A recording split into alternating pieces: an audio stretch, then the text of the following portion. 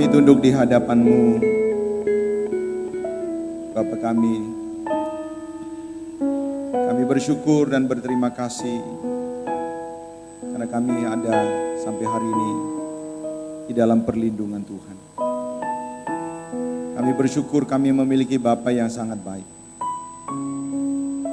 Bapa yang tidak pernah meninggalkan kami. Bapa yang tidak pernah menyakiti kami. Bapa yang rencananya ajaib. Bapa yang rencananya tidak pernah gagal. Sepanjang kami mempercayai Engkau ya Tuhan. Sepanjang kami berjalan bersama dengan Tuhan. Maka kami boleh menjadi pribadi seperti yang Tuhan inginkan. Hari ini kami kembali ingin disegarkan, kembali ingin diajar, kembali ingin diteguhkan. Supaya kami terus bertumbuh di dalam Tuhan.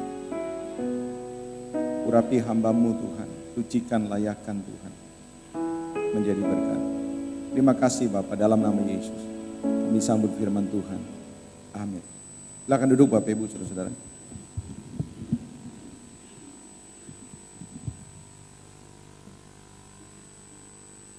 Mari kita buka Alkitab kita di dalam Matius pasal yang kelima.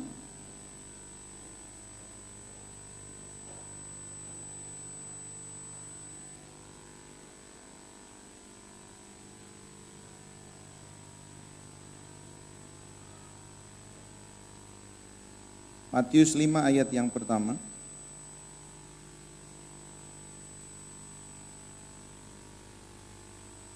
Ketika Yesus melihat orang banyak itu, naiklah ia ke atas bukit dan setelah ia duduk, datanglah murid-muridnya kepadanya. Maka Yesus pun mulai berbicara dan mengajar mereka katanya. Kita boleh lihat Pak. Pasal yang ke-7.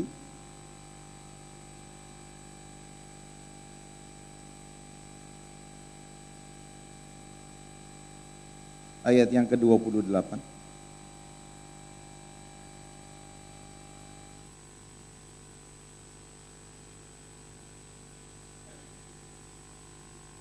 Dan setelah Yesus mengakhiri perkataan ini, takjublah orang banyak itu mendengar pengajarannya, sebab ia mengajar mereka sebagai orang yang berkuasa, tidak seperti ahli-ahli Taurat. Bapak Ibu Saudara-saudara, apa yang baru saja kita baca di antara pasal yang kelima ayat yang pertama sampai dengan pasal 7 ayat yang terakhir, itu merupakan satu rangkaian apa yang sedang Tuhan Yesus ajarkan. Jadi Yesus sedang mengajar. Mengajar siapa? Mengajar murid-murid, tapi terutama juga mengajar begitu banyak orang-orang Yahudi. Nah, yang menarik perhatian saudara-saudara, yang hari ini saya ingin sharingkan kepada Bapak Ibu saudara-saudara, berkaitan dengan sepanjang bulan ini kita akan diperlengkapi untuk membawa kita memiliki kehidupan doa, yaitu tentang doa. Jadi kalau saudara perhatikan ya, di dalam pasal 5, sekali lagi, di dalam pasal 5 sampai ayat 7, itu ada khotbah di bukit. Di bukit itu Tuhan ngajar, Dia mengajar. Nah, salah satu yang diajarkan oleh Tuhan kepada murid-murid dan kepada sebagian besar yang mereka yang hadir adalah Yesus mengajar tentang doa. Nah, judul pagi hari ini saudara-saudara, saya beri judul, apakah saudara sudah belajar berdoa? Apakah kita sudah belajar berdoa dengan benar? Berapa banyak saudara-saudara tanpa kita sadari, kita tidak pernah berusaha untuk sebenarnya seperti apa dan bagaimana berdoa. Kita tahu dengan sendirinya, kita menganggap tahu dengan sendirinya. beberapa tema-tema khotbah kita pernah dengar soal ini. Dan kita juga mungkin beberapa kali mempraktekannya. Saya pagi berdoa, Pak. Saya mau makan berdoa. Kadang-kadang mau pergi keluar kota, keluar negeri, saya berdoa. Nah, kita menganggap bahwa kita telah tahu berdoa. Saudara-saudara, kalau saudara memperhatikan bangsa Yahudi, siapa yang tahu bahwa di dunia ini tidak ada satu ritual, satu tata cara yang dipenuhi dengan doa-doa, bahkan bukan cuma saat mereka beribadat, tapi di saat sehari-hari itu dihiasi dengan doa selain bangsa ini. Saya mencatat saudara-saudara, terlalu banyak, tidak saya bisa catat semuanya. Jadi kalau bangsa Yahudi masuk di dalam sinagog, masuk di dalam peribadatan, maka ada doa-doa yang selalu mereka harus ulang. Saya mencatat beberapa yang selalu mereka ulang. Misalnya doa yang dikenal dengan doa memohon berkat. Baruch ata Adonai Elohim melek ha'alam. Artinya kiranya kasih karunia dan berkat-Mu menyertai kami. Nah, doa ini harus diulang sampai 3 kali di dalam ibadah. Kalau ibadah itu dilakukan di hari libur, maka doa ini harus diulangi 4 kali. Kalau pada hari Yom Kippur, doa ini harus diulang sampai 5 kali. Baruch ata Adonai Elohim melech ha'alam. Di dalam ibadah mereka harus ada yang namanya doa amidah, semone esreh, yaitu nyanyian kemuliaan. Akar dari kekristenan pun mengalir dari sini. Di dalam ibadah kekristenan ada nyanyian-nyanyian kemuliaan. Lalu ada yang disebut dengan doa anim zemirot, doa misalnya pada hari-hari Sabat. Jadi pada hari-hari Sabat itu ada doa khusus di hari Sabat. Di dalam ibadah mereka mengenal doa yang namanya Shema Yisrael. Doa menguduskan nama Tuhan. Ada doa yang disebut dengan doa kadis. Doa kadis itu doa saat mengalami kedukaan, perkabungan. Tetapi mungkin yang paling sering di antara seluruh doa-doa orang Israel di dalam beribadat, yaitu doa yang disebut dengan doa Halel. Doa Halel ini disebut doa sambil membaca kitab suci. Jadi mereka pegang kitab suci, mereka baca, lalu mereka doa. Mereka baca, mereka doa. Dan itu dilakukan setiap kali di tempat peribadatan. Makanya kalau saudara lihat ke Israel ya saudara-saudara, kalau mereka sedang berdoa, mereka selalu pegang kitab suci. Kalau mereka berdoa. Kalau saudara pernah ke Israel lalu ada di tembok ratapan, mereka pasti pegang kitab suci. Lalu mereka mulai doa. Ini doa-doa sedang beribadah kepada Tuhan. Tapi saudara-saudara betapa kagetnya waktu saya mulai teliti, ternyata bukan cuma saat mereka beribadah. Ternyata hidup mereka itu dihiasi dengan doa. Saya mencatat saudara-saudara ada yang disebut dengan doa namanya Birkat Hamazon. Birkat Hamazon ini doa-doa yang tidak dilakukan saat mereka beribadah. Lalu doanya dilakukan saat mana? Doa yang terus-menerus dilakukan setiap hari. Doa bangun tidur, doa makan seperti kita ya. Doa makan, doa mau membeli barang. Jadi mau membeli barang tuh mereka doa dulu. Doa mau jalan-jalan, mau menikmati kesenangan. Kalau ini hari ini misalnya mau diterapkan nih, atau masih diterapkan. Misalnya dia mau buka gadget ya, dia doa dulu. Pokoknya setiap kali mau melakukan sesuatu yang menyenangkan, mereka harus doa. Doa misalnya melihat sesuatu yang aneh. Tiba-tiba ada kejadian aneh, mereka berdoa. Doa-doa perjalanan. Jadi semua kehidupan mereka dimulai dengan doa. Itu sebabnya saudara-saudara, tidak ada satu bangsa yang hari-harinya tuh begitu banyak doa-doanya selain bangsa Yahudi. Bahkan saudara-saudara sepupu kita itu menerapkan akar-akar doa yang mirip atau dia menyerap perilaku kehidupan doa dari bangsa Yahudi. Makanya mereka tuh kalau misalnya mau masuk kemana, mau lakukan apa, itu ada doa-doa tertentu. Nah, kenapa saya mau saudara-saudara memahami ini? Coba. Bagaimana mungkin orang yang pasti berdoa, orang yang syarat dengan doa-doa, orang yang betul-betul taat di dalam aturan-aturan doa, hari itu Yesus berkata, aku akan mengajar kamu berdoa. Kalau mau berdoa begini, coba. Ini satu terobosan ya saudara-saudara. Bagaimana dia mau mengajar kami berdoa, sedangkan kami ini orang yang syarat dengan doa-doa. Atau paling tidak kalau saudara baca di dalam Lukas, saya rasa ini masuk ya. Laporan Lukas ini sebenarnya berada di dalam antara pasal 5 dengan pasal 7 di dalam kitab Matius. Jadi Lukas 11 itu sebenarnya berada di antara Matius 5 sama Matius sampai Matius 7.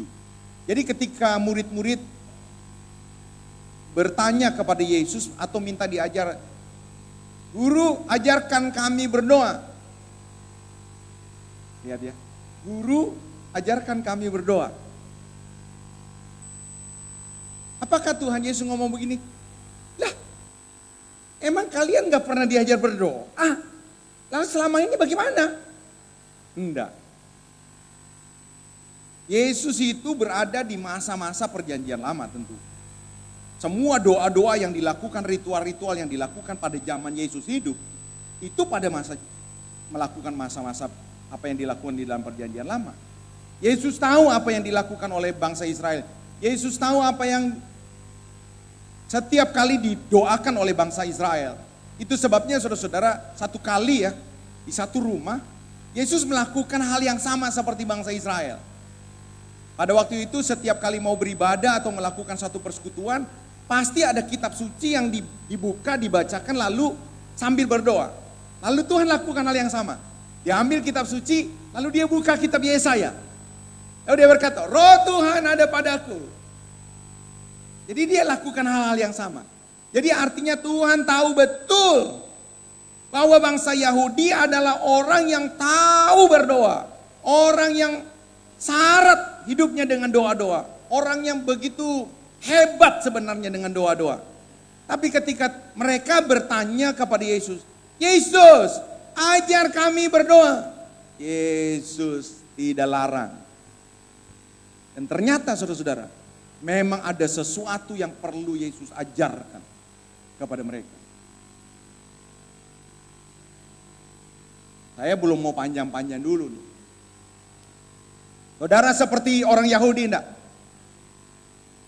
Doanya. Apakah kita memiliki kehidupan doa seperti orang Muslim? Mungkin kita saudara-saudara berkata, ya mereka ritual saja. Doa 5 kali sehari. Kita ini doa tak berkeputusan. Saudara berdoa tak berkeputusan? Jujur. Atau kita berdoa bangun tidur. Ukur bangun tidur berdoa berapa menit. Saya percaya ada beberapa di antara kita yang betul-betul punya kehidupan doa. Tapi apakah kita menjamin bahwa itu merupakan hal yang memang Tuhan ya berikan jempol? Oke, good, well done. Di luar ini, Dulu saya, saudara-saudara, waktu kita pertama kali ikut SPY, saya lupa 2007 kalau nggak salah. 2000 berapa? Ya 2007. Itu ada mentor. Tiap kali kita tuh di SMS sama dia. Apa kabar kamu? Kalau kita jawab baik-baik saja, itu berarti kita tidak saat teduh. Kita harus jawab, hari ini saya dapat, gitu. Saudara pasti ada yang ingat ya. Poltak udah ngangguk-ngangguk tuh. Saya ulangi ya. Kita ini kalau di SMS sama dia, apa kabar kamu? Kalau kita jawab, saya baik-baik saja, luar biasa, dahsyat. Kita tulis yes, yes, yes. Itu berarti kita tidak saat teduh. Karena kita diajar, kalau ditanya apa kabar kamu hari ini, seharusnya kita jawab apa yang kita dapat saat teduh. Saya hari ini dapat gini. Itu artinya kita hari itu saat teduh. Saya tanya sama saudara-saudara, apa kabar saudara hari ini? Kalau saudara jawab baik saja, itu artinya kita tidak saat teduh. Jujur nih, kita mau bandingin dengan orang Yahudi? Jangan orang Yahudi Pak, orang Muslim. Mereka doa fajarnya bukan seminggu sekali loh.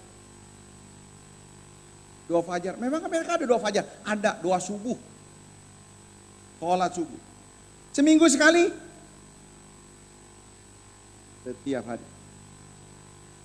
Ini lagi kerja nih, terus lagi kerja. Tiba-tiba dia misi sama bosnya, bos sebentar ya, sholat dulu, jam 3 tuh, 3:15. Sebelum mereka makan siang, mereka sholat dulu.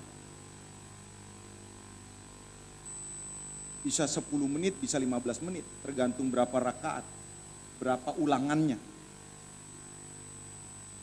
Belum doa tahajud, belum doa Senin Kemis, mereka punya doa Senin Kemis. Belum doa tasawuf.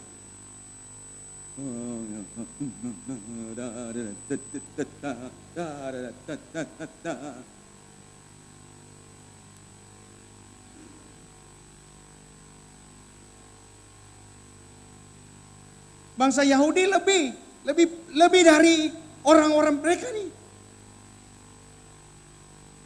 Tapi ketika mereka datang kepada Yesus dan berkata, Yesus, ajarkan kami berdoa. Yesus berkata, ya kemana aja. Yesus ngomong begitu.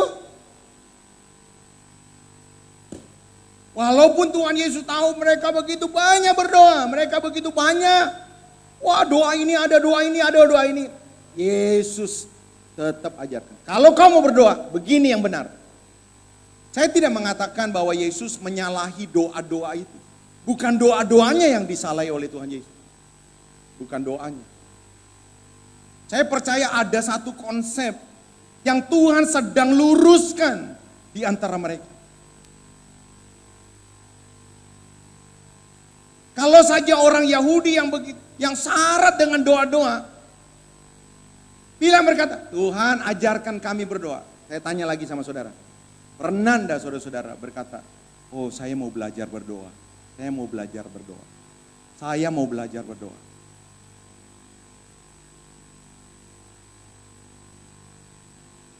Sebelum saya terusin lagi, terlalu banyak bicara tentang doa. Saya tanya ya saudara-saudara. Berapa banyak di antara saudara-saudara tahu betul bagaimana doa melepaskan orang yang terikat?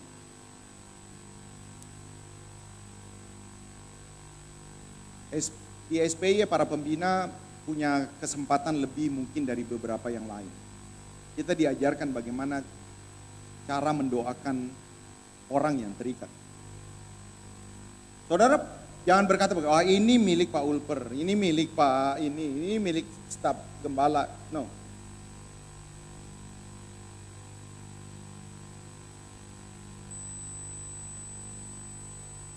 Saudara tahu enggak bagaimana cara berdoa untuk orang yang kepahitan? Ini teriakannya sama loh. Wah, orang kerasukan, wah, saudara bisa membedakan dia. Lalu saudara bagaimana doa ini? Kemarin saya ketemu dengan atau ngobrol dengan tukang. Ada beberapa bagian-bagian yang masih terus kita perbaiki di Maharta. Saya mulai mulai masuk di dalam pembicaraan yang lebih dalam. Saya mulai tanya kehidupan dia, tinggal di mana. Oh, dia cerita tentang mantunya. Bagaimana Pak mantu? Wah, dia mulai mengeluh tentang mantunya. Mantu saya ini lagi nganggur, dia bilang begitu. Keahliannya juga nggak banyak. Cuma ya saya sih salut sama dia. Oh, ada salutnya juga. Kenapa? Dia itu bisa ngobatin orang. Oh, bisa ngobatin orang? Dia dokter Pak? Bukan. Waktu istri saya kerasukan, dia itu yang ngobatin. Oh, saya mulai tertarik juga nih. Gimana cara ngobatinnya Pak? Ya itu dia. Hancur-hancuran tuh.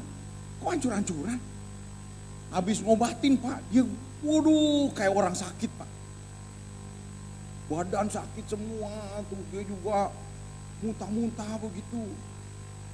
Jadi makanya dia tuh nggak pernah mau kalau misalnya dia diminta untuk mengusir setan. Padahal dia sih sebenarnya tahu bahwa dia tuh kayaknya diberikan kemampuan. Sebab dulu katanya waktu masih kecil dia dikasih sama orang tuanya, dikasih 2 penjaga.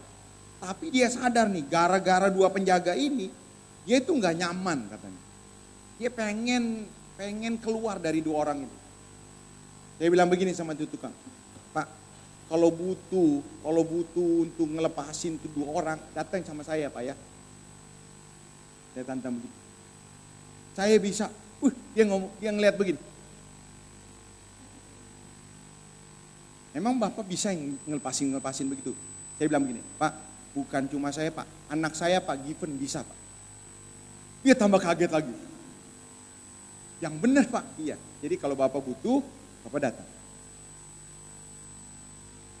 Saudara berpikir itu hanya bisa dilakukan oleh saya? Saudara bisa. Tapi berapa banyak saudara mau belajar?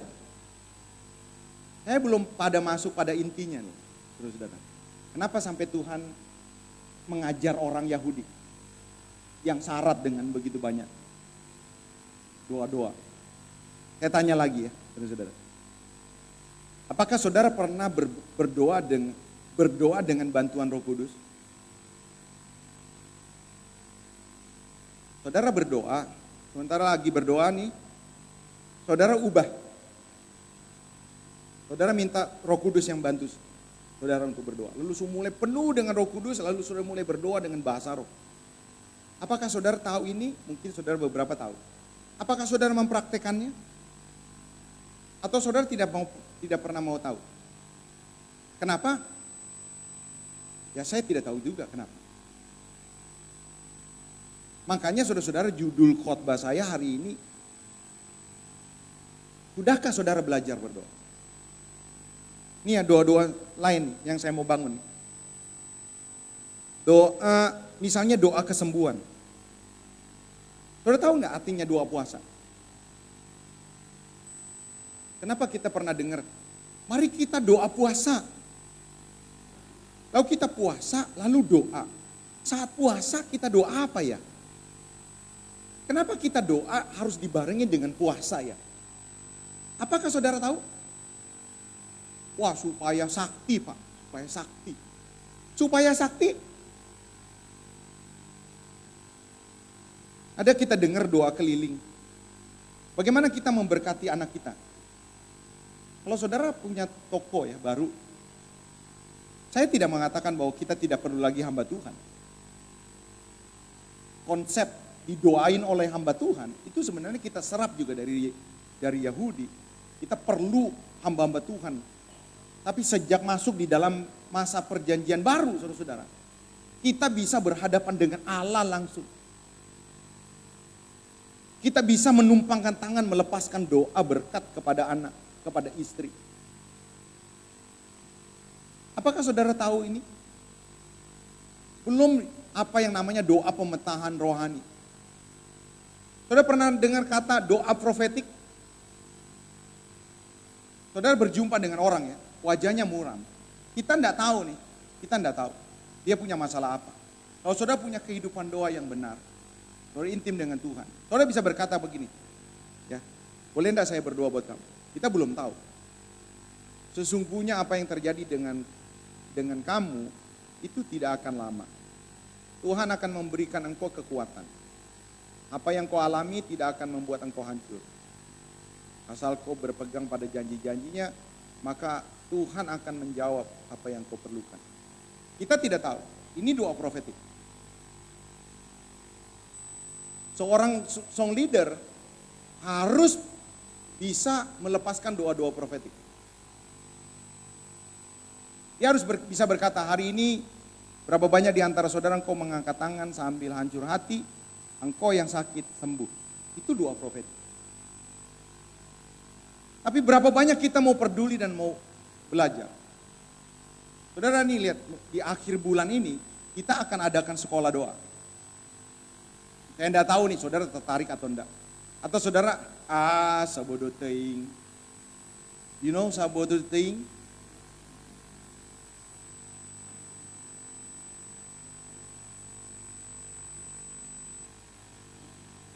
Coba nih, saya mau tantang saudara. Saya berharap nanti Om Yosi ngomong juga, siang. Tante ngomong juga, sore. Coba, orang Yahudi saja nih, saya mau kasih tahu nih. Yang syarat dengan doa-doa begitu banyak. Lalu ketika Tuhan Yesus ditanya, ini pakai versinya Lukas ya. Tuhan Yesus ditanya, Tuhan ajarkan kami doa ya. Tuhan betul-betul, ya aku akan ajar kamu berdoa. Bagaimana berdoa yang benar? Jadi kalau pakai versinya Matius, ya tanpa ditanya. Dia berkata, kalau kamu berdoa. Coba kita lihat saudara-saudara, Matius pasal yang kelima. Kenapa Tuhan Yesus perlu mengajar orang Yahudi?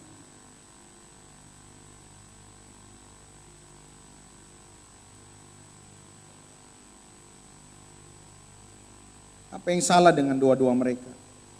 No, yang salah bukan doanya.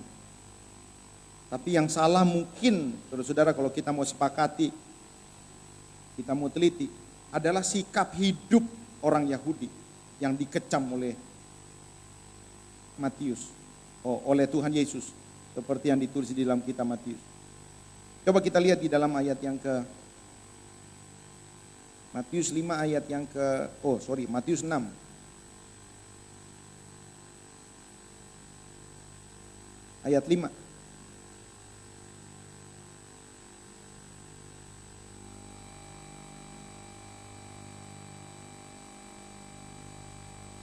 Dan apabila kamu berdoa, nah, Tuhan mulai ngajar nih.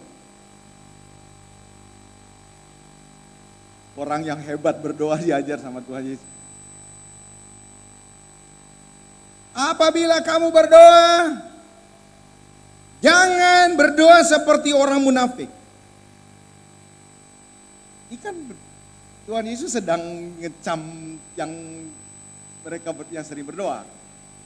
Dia tidak sedang berkata, jangan berdoa seperti orang raksasa, orang enak, orang head. No. Dia sedang mengecam bangsanya. Yang syarat dengan doa, dua-duanya banyak. Tapi hari itu diajar. Dan apabila kamu berdoa, janganlah berdoa seperti orang munafik. Mereka suka mengucapkan doanya dengan berdiri di dalam rumah-rumah ibadat dan pada tikungan-tikungan jalan raya. Coba, orang Yahudi itu doa saking sering doanya tuh. Masuk pasar Embe doa, keluar pasar Embe doa gitu ya. tempat parkir doa. Tuhan Yesus tahu itu, saya mau kasih tahu.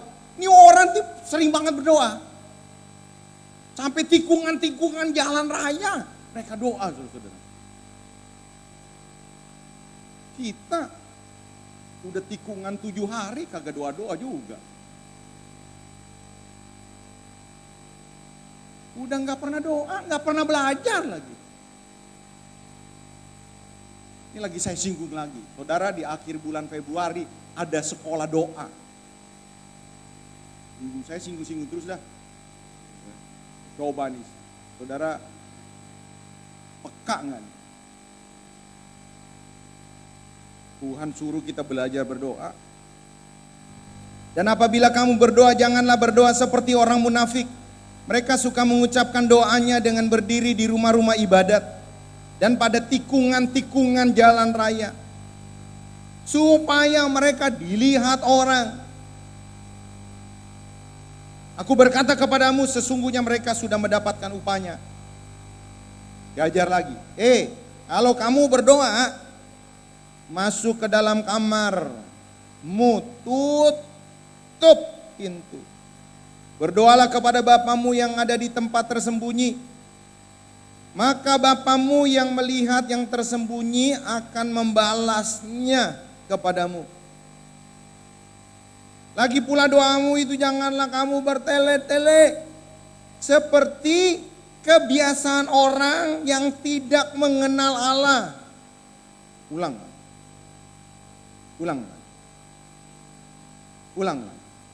Orang Yahudi itu punya tasbih. Saya mau kasih tahu. Ulang lagi. Jarang lihat ya. Makanya ke Israel.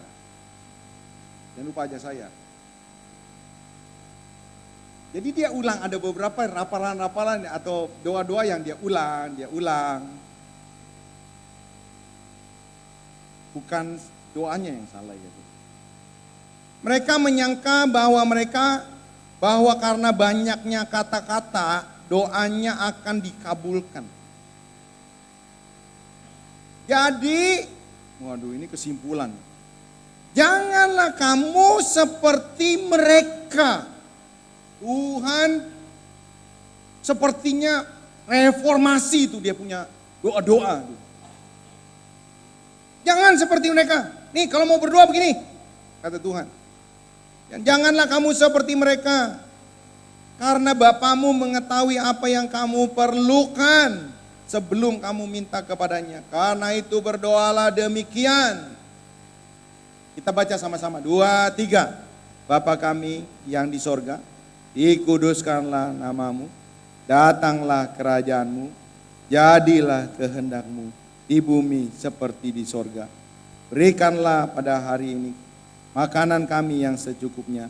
Dan ampunilah kesalahan kami, seperti kami juga mengampuni orang yang bersalah kepada kami. Dan janganlah membawa kami ke dalam pencobaan, tetapi lepaskanlah kami dari yang jahat. Karena Engkaulah yang mempunyai kerajaan dan kuasa dan kemuliaan sampai selama-lamanya. Amin.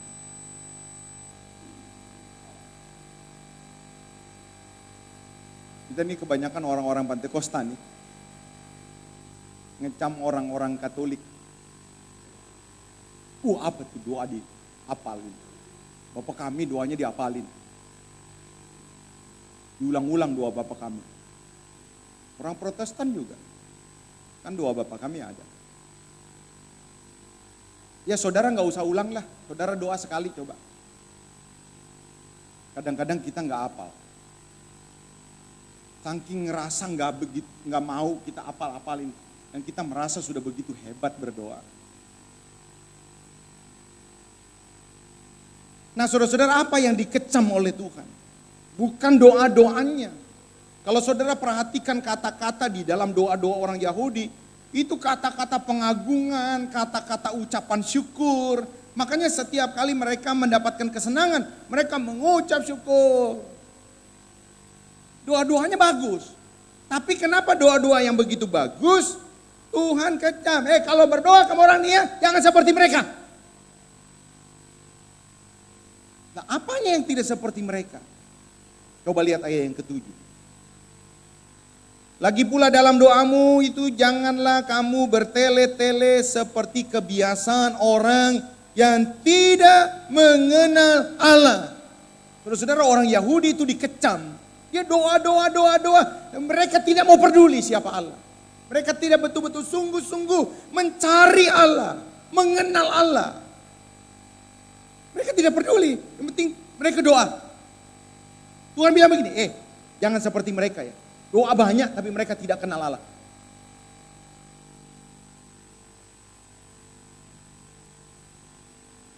Saya tarik ya ke kita ya. Berapa banyak saudara-saudara ketika saudara doa ya. Saudara lebih mengutamakan untuk mengenal Allah. Atau tutup mata, Tuhan berkati ini, Tuhan berkati ini. Tuhan tolong nih aku punya masalah utang nih, tolong dong. Saya dong, kok kan Allah, masa Allah begitu? Jangan pelit dong, Tuhan tolong dong. Tuhan aku punya kutil 3 ini, tolong dong. Masa kutil nih gak copot-copot nih. Tuhan aku punya anak 2 nih, satu di Tanjung Duren, satu di Bogor nih. Tuhan yang di Bogor ada masalah lagi tuh, tetangganya ribut-ribut lagi begitu. Tuhan tolong dong, selesai dong. Tuhan aku punya tetombe nih tidak sembuh-sembuh nih Tuhan. Tolong dong tetombe nih. Tuhan tolong kucingku tuh. Tuhan, berapa banyak setiap kali doa, Tuhan aku dong. Tuhan aku. Kita tidak betul-betul sebenarnya Tuhan mau apa dengan kita.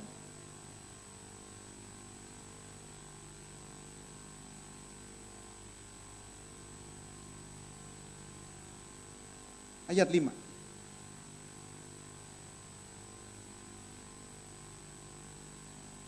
Dan apabila kamu berdoa, janganlah kamu berdoa seperti orang munafik. Mereka suka mengucapkan doanya dengan berdiri di rumah-rumah ibadat pada tikungan-tikungan jalan raya, supaya mereka dilihat orang.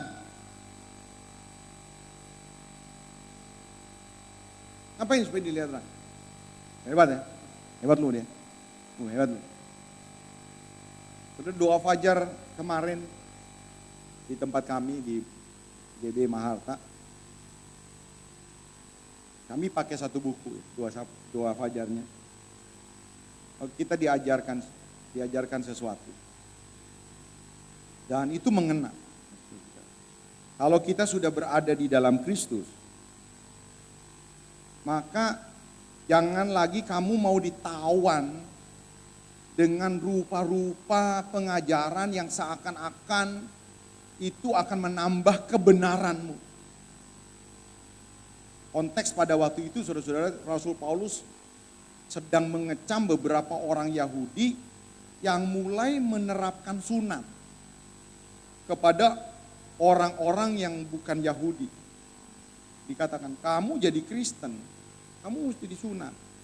Kalau enggak sah. Jadi akhirnya membawa kembali kepada hukum Taurat. Harus lakukan ini, harus lakukan ini, harus lakukan ini. Jadi kalau tidak lakukan ini sepertinya tidak berkenan. Tuhan ajarkan pada pagi itu. Saudara lihat ya, bukan ritual yang membuat kita itu dikasih jempol. Bukan ritual yang membuat saudara itu kelihatan dewasa. Orang lain lihat ya, dewasa ya, kalau berbahasa roh ya hebat ya. Hebat ya. Kita hebatnya tuh dijempolin orang. Song leader tapi kok gak doa Selasa sih. Lalu akhirnya saudara doa Selasa. Saudara doa Selasa karena saudara statusnya song leader. Doa Selasanya bukan salah. Tapi ketika saudara merasa, aduh saya ini kan doa Selasa ya. Saya kan song leader ya. Saya harus doa Selasa ya. Doa Selasanya jadi tekanan buat saudara. Doa Selasa itu sebenarnya bukan beban. Itu sarana saudara-saudara yang saudara harus syukuri karena saudara bisa berjumpa dengan Tuhan di situ. Tapi berapa banyak akhirnya semua yang sebenarnya baik jadi tekanan buat kita. Harus gini ya, harus gini ya, harus gini ya. Saudara, akhirnya maknanya hilang. Saya lihat ada kemiripan seperti yang Tuhan ajarkan. Wah mereka harus kelihatan orang, doanya harus kelihatan orang.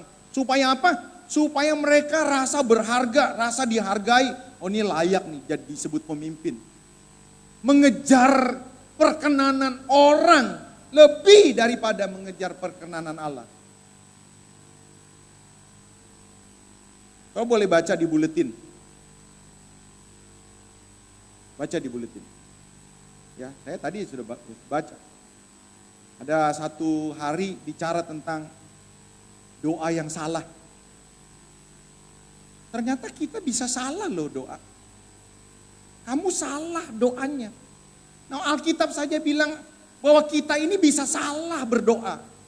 Masa kita tidak mau belajar? Hari ini saudara-saudara judul khotbahnya. Sudahkah saudara belajar berdoa?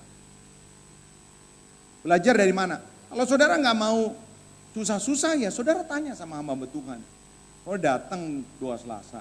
Saya tidak mengagung-agungkan doa Selasa, saudara-saudara. Doa pribadi juga bagus. Tapi berapa banyak saudara-saudara kita ini terlalu acuh.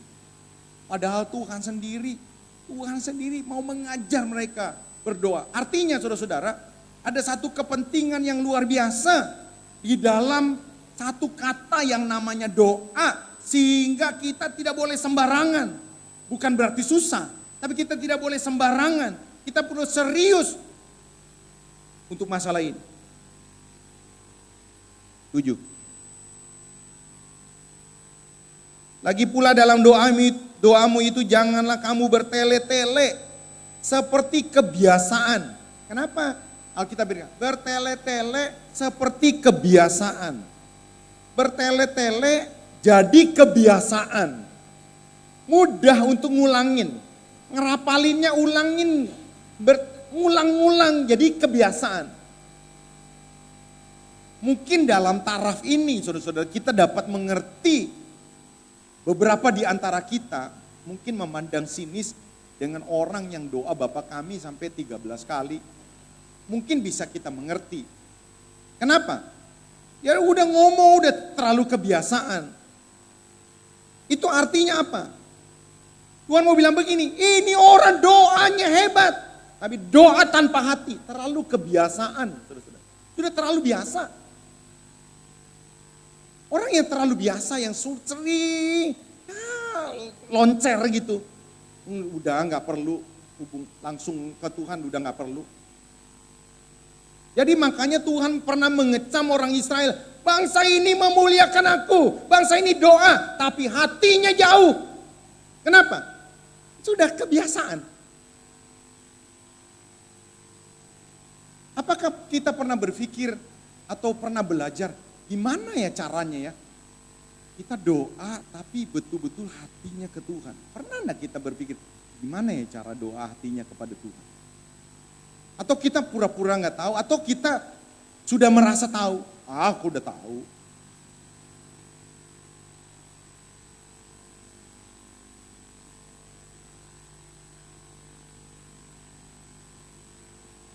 Ayat yang ke-7. Lagi pula dalam doamu itu janganlah kamu bertele-tele seperti kebiasaan orang yang tidak mengenal Allah. Lihat ya. Kalau saudara perhatikan baik-baik pelan-pelan lihat ya. Kenapa Tuhan Yesus ngecam? Kamu orang nih kalau doa nih. Ulang-ulang terus. Kebiasaan, ulang-ulang terus. Coba saudara mau terka apa ini masalah ini? Ini orang-orang yang ini nggak punya iman nih. Ulang-ulang, doanya ulang-ulang. Sepertinya kayaknya Tuhan nggak bisa dipercaya nih. Perlu diulang-ulang. Tuhan, jangan lupa ya. Tuhan, jangan lupa loh. Kayak Tuhan nih lupa nih, Tuhan budek kali. Tuhan, jangan lupa ya. Bapak Ibu, saudara-saudara, hari ini mari coba kita renungkan.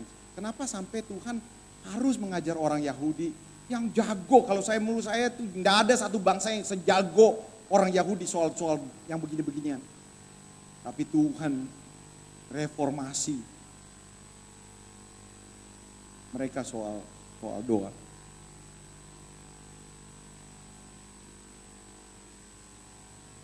Ini yang hal yang pertama yang saya mau kasih tahu. Yang terakhir saudara-saudara, Kalau saudara perhatikan ayat yang ke-8, ini yang kedua. Jadi janganlah kamu seperti mereka. Please saudara-saudara, kalau saudara ngerti, mulai ngertilah sedikit demi sedikit, ya kita sama-sama belajar. Apakah saudara berkata bahwa saya sudah sempurna? Enggak, kita belajar sama-sama. Nah Tuhan bilang begini, makanya jangan seperti mereka. Kalau kita mau berdoa, saudara-saudara, kalau Tuhan mau kita ini rendah hati nih, belajar dari apa yang dipaparin. Jadi ternyata Tuhan itu mementingkan kita itu mengenal Allah.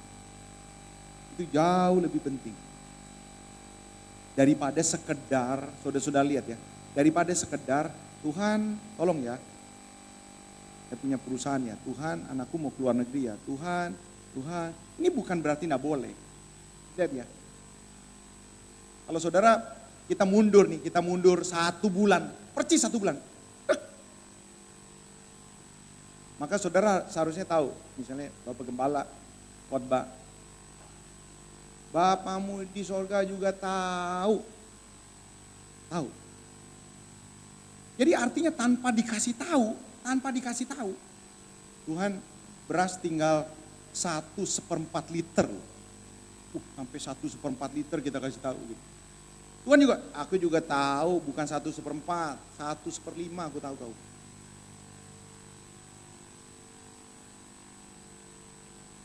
Jadi artinya saudara-saudara, dibanding dengan urusan-urusan kita, sebenarnya Tuhan mau mengatakan, carilah aku. Coba kita buka bersama-sama Hosea pasal yang ke-6, ayat yang ke-3. Hosea pasal yang ke-6 ayat yang ke-3. Kita baca sama-sama. 2, 3. Marilah kita mengenal dan berusaha sungguh-sungguh mengenal Tuhan. Ia pasti muncul seperti fajar. Ia akan datang kepada kita seperti hujan pada akhir musim yang mengairi bumi. Ayat 6. Hosea 6 ayat 6. Kita baca sama-sama. 2, 3. Sebab aku menyukai kasih setia dan bukan korban sembelihan, dan menyukai pengenalan akan Allah lebih daripada korban-korban bakaran. Makanya saudara-saudara di kitab Yesaya, waduh Tuhan marah, untuk apa itu korbanmu banyak-banyak? Coba, korban kan diperlukan di perjanjian lama, tapi dikecam, untuk apa korbanmu banyak-banyak? Oh tidak mencari aku. Makanya urutan doa Bapa kami bagaimana? Bapa kami di dalam sorga, dikuduskanlah namamu, jadilah kehendakmu, datanglah kerajaanmu, jadilah kehendakmu di bumi seperti di sorga. Baru berikanlah kami. Aduh itu yang terutama. Saya tidak punya waktu banyak saudara-saudara, memang terbatas kan. Tapi saudara-saudara saya tantang saudara. Bagaimana saudara bisa mendengarkan suara Tuhan? Jadi doa saat teduh itu ya, doa saat teduh itu penting. Prinsipnya, metodenya mungkin mirip ya. Orang-orang Yahudi doa sambil baca Alkitab. Kita juga sama. Tapi bagaimana kita doa sambil kita dengar suara Tuhan sementara kita bisa baca Alkitab. Baca Alkitab lalu kita dengar. Ada sesuatu yang rema kita tangkap hari itu Tuhan berbicara. Jadi kita bisa dengar.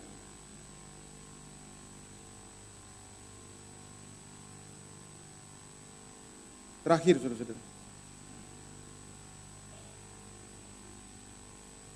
Kalau saudara mau belajar berdoa, tidak ada satu oknum yang paling betul berdoa selain Tuhan Yesus.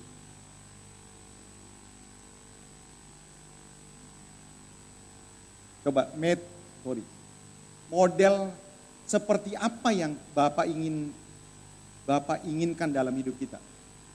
Sekali lagi ya, model seperti apa, pribadi seperti apa yang Bapak rindu gitu dalam hidup kita. Model seperti apa? Seperti Yesus. Salah satu yang perlu kita teladani dari Yesus soal apa? soal doa.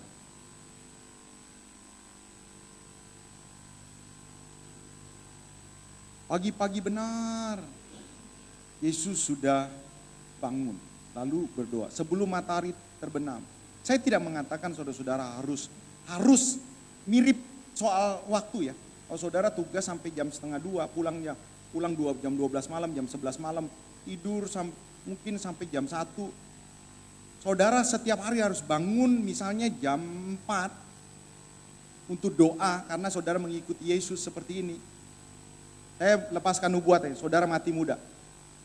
Karena saudara tidur cuma 3 jam setiap hari. Hukum alam, kita dikasih tidur 7 jam misalnya. Artinya gini, prinsipnya begini. Yesus itu punya waktu khusus. Itu prinsipnya. Supaya jangan ada seorang pun menjadi tertuduh, aduh gimana Pak. Kita tidur jam 12, harus berangkat jam 5, tinggal di kubur. Doanya gimana? Terburu-buru, kita bukan ngantuk-ngantuk. Jadi ingat saudara-saudara, jangan kita dibawa tekanan. Tetapi prinsipnya adalah apakah kita rindu untuk menyediakan waktu untuk Tuhan. Selesainya saudara-saudara, sisanya banyak hal lain lagi saya rasa saudara-saudara kita akan dikenyangkan sepanjang bulan ini. Ya, tentang doa Bapa kami. Kiranya Tuhan Yesus memberkati kita. Mari kita bangkit bersama-sama datang kepada Tuhan.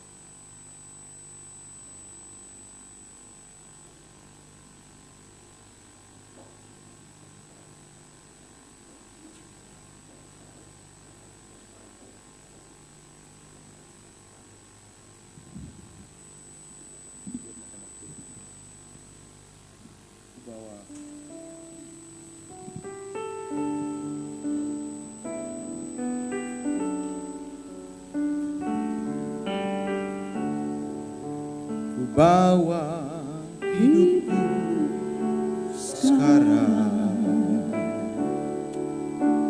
ke tempat kudus-Mu Tuhan, di mezbah-Mu ku serahkan seluruh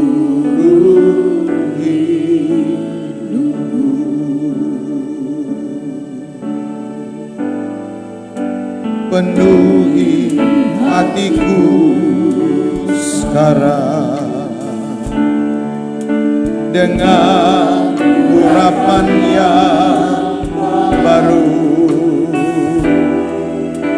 agar aku lebih lagi mendengar